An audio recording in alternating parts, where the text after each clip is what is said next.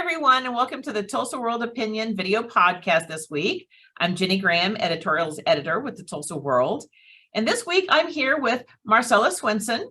She's the executive director of Tulsa Responds. Hi. Hello, thanks for having me.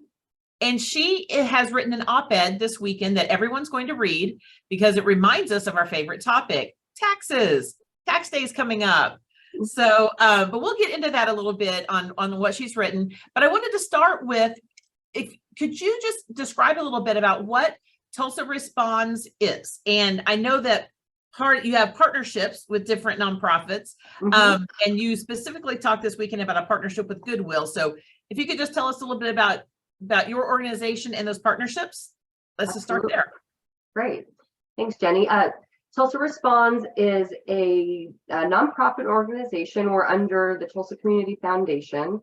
We are funded by grants and also by the George Kaiser Family Foundation and a few other organizations such as the Schusterman Family Foundation. What we do is provide one-on-one navigation assistance to low-income households to help them access federal programs such as SNAP, Medicaid, the internet subsidy called Affordable Connectivity Program, and the program we're talking about today is VITA, which stands for Volunteer Income Tax Assistance. And all of our services are 100% free to the client. So we walk our clients through every step of the way in whatever program it is that they are enrolling in. We go through the process with them. We can do that over the phone, in person, or remotely, and we'll check in over email, on phone, et cetera, to make sure that whatever you've contacted us for, you have successfully enrolled in that program. And so with this, you work with nonprofits who work in that sphere. So, Exactly. So Goodwill works with a lot of people who qualify for that program. Is that Correct. right? Okay. Yeah, what we do is we add capacity to already existing organizations. So using Goodwill as an example, they've been doing tax filing for several years now, and they have a volunteer base. And what we do is we provide them with additional workforce labor at no cost to them and at no cost to the tax preparer, so that they can offer appointments 6 days a week in mornings, afternoons, evenings, and weekends. So as I say, tax day is coming up, April 18th, coming up really fast. And your op-ed talks about the importance of filing, and no one likes to face that, but you're sort of targeting like lower and middle income individuals. What prompted you to write that? What prompted me to write it is that our data shows us that approximately 1 in 5 people who qualifies for the earned income tax credit does not file their taxes. A lot of people don't know about the earned income tax credit, and what that is taxes that have already been taken out of your paycheck. The money you've earned all year long, that has been leaving your paycheck and is going to the federal government. And if you don't file your taxes, you don't get that money back. And that money, that tax credit, based on how large your household is and your income, can be up to around, I think it's $6,743, if I'm correct on those numbers. So we'll call it $6,700 if you have 3 kids. If you are an individual, I believe it's $580 this year. And that, again, if you're just an individual filer, that's $580 that you've already paid, you've earned, and you are not asking the federal government for it back because you're not filing your taxes. And the question is, why aren't people filing their taxes? Right. And the reason why we find that about 20% of those who qualify for EITC don't file their taxes is because they don't make enough money to owe taxes. And I won't get into the complicated nature of that, but there's a standard deduction. And if you make less than that, then you don't owe taxes. And so some people say, well, I'd rather not spend an hour of my time doing all of the complicated paperwork and collecting my receipts and getting my W-2, et cetera, to file my taxes. But that 1 hour could mean a whole paycheck, sometimes twice what you normally would make in a month. So that's why we do this. We see that there is money being left at the federal government level There's also an Oklahoma state earned income tax credit that people are also not claiming. And there are a few other tax credits that they aren't claiming, but the really big one is the earned income tax credit. And again, that's money that people have made and should be getting back from taxes they've paid. But because they don't earn enough to owe taxes, they just decide to not file their taxes. And that is just giving up thousands of dollars. So you, in your op-ed, you bring up, why this is good for individuals. Certainly getting an extra $500-600 is good, but you also mention a few other things that people don't normally think about. Can you just mention a couple of those that people don't realize? Yeah, great question. So that money, not only does it come back to the individual, but typically with low income to middle income households, those households don't have a lot of savings. They need to spend that money immediately. And what happens when you spend that money immediately on food, on clothing, on your utilities, their taxes their sales tax comes out of that money. And the sales tax goes to the city, and that creates the budget for the city, and that funds our program. So there are many, many wonderful things that run our city, literally run our city, such as the road improvement projects, our public schools, our public parks.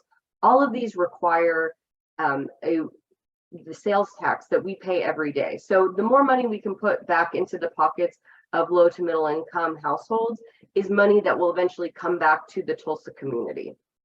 I know that I've used my taxes in ways, now that I have teenagers and one in college, you end up needing it for things like FAFSA reports. Yes. I mean, you end up, it seems like you end up having to refer to your tax documents on other things. Yes. That you just sometimes don't realize. Also, I think is something you mentioned.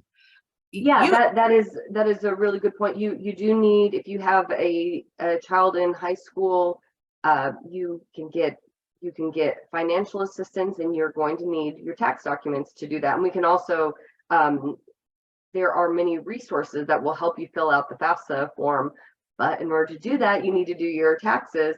And you could try to do them on your own. You could go to a paid preparer. You could try an online preparer that they label themselves as free, but it's not actually free, because sometimes they'll take money out of your refund.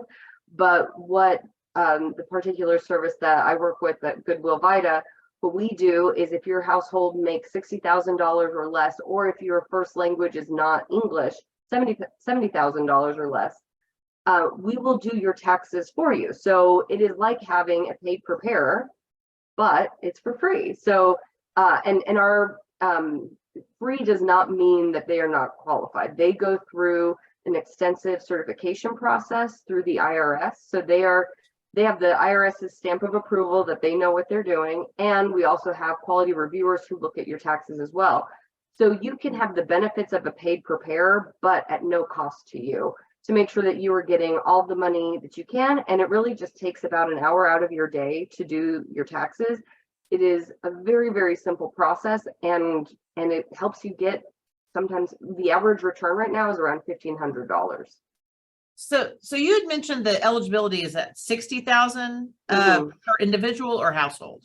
That's for a household. We can, depending on certain circumstances, like if you are disabled, again, if your first language is not English, there are a few other things. If you make around $60,000 or $70,000, come and see us, and we can probably help you. And how would someone find you?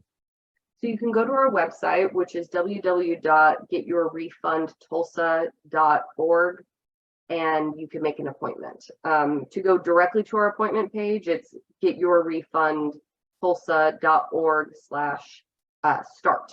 So getyourrefundtulsa.org/start to make an appointment. And then you make an appointment. We have 11 locations throughout the city, and we're open Monday through Saturday, and we have mornings, afternoons, and evenings available. You had mentioned 1 in 5 people, is it 1 in 5 don't file? Who would For those who qualify for the earned income tax credit, 1 in 5 households don't file their taxes. I mean, I'm thinking of the domino effect of that, Mhm. of if all the people, is there any sense of how much a community would have in circulation if everyone filed? Our best estimates 2 years ago was around 20 to 30 million dollars. That would be cut back, which would be cut back into our economy. Yeah. I mean, And that's to give massive. you, it's huge. It's huge. And to give you an example, last season, I believe, I can look up exact numbers for you if you'd like, but we did, so just overall refunds. We did over $5 million in refunds in only 3,300 tax returns. So think about that. And I think our data shows that there are about 85,000 households that make under $60,000 in Tulsa alone. So if you say 1 in 5 of those aren't filing their taxes, I don't have my calculator and I'm not gonna throw out numbers, but it is millions of dollars that households are not using in for their own expenses. And then the trickle down effect of that is that's money that's not going back to the city of Tulsa's budget to fund our public programs. And those are our teachers, those are our parks. Right. I've always said that paying taxes is an American responsibility. Mhm. I know people like to play this game of trying to get out of it, but that's our shared agreement that we all will pay into these systems, and we should do that. So, but along those lines, you'd mentioned that what you hear, some people don't want to give up an hour, that they just think, what's the point? Is that the only reason, or are there some other things like fear of owing when they think they don't? Are there other things that are also obstacles, maybe transportation or things like that? I think it's all of the above. For the households that don't owe, I think that one of the big things is probably having reliable childcare, having transportation.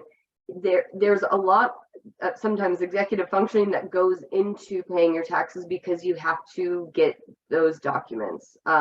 You need to have your social security card, you need to have your W-2 or your W-9, depending on what kind of work you do.